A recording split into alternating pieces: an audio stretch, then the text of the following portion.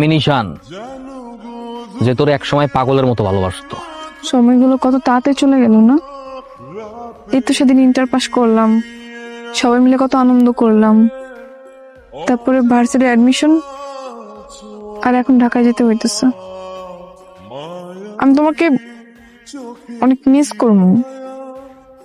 আমি জানি না আমি ওইখানে গিয়ে একা একা থাকতে পারবো কিনা। আমার চাইতে ইচ্ছা করতেছে না।